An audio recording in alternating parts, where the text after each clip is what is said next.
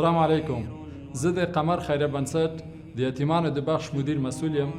زموږ سره تر اوسه 246 تنه یتیمان ثبت او راجستر دي چې په دې کې 126 تنه یې زموږ د مخلصو افغانانو او ځینې خارجي ورونو او خویندو لخوا سپانسر شوي دي او متبقي 110 تنه نور یې تاسو لپاره منتظر دي چې له تاسو څخه یو څوک پیدا شي او دوی سپانسر کړي. موږ د میاشتې $15 هر یتیم ته تعیین کړی دی چې په دې کې به د یتیم د مکتب فیس، یونیفورم، بوټان، کتاب، کتابچې او $10 به نقداً هر یتیم ته د میاشتې ورسپارل کیږي.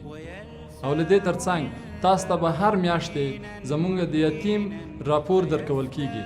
نورونو او خوندو که تاسو هم غواړئ چې یو یتیم سپانسر کړئ نو په سکرین باندې زموږ د واتساپ شمیره او د ځان د راجستر کولو لینک لیدای شئ.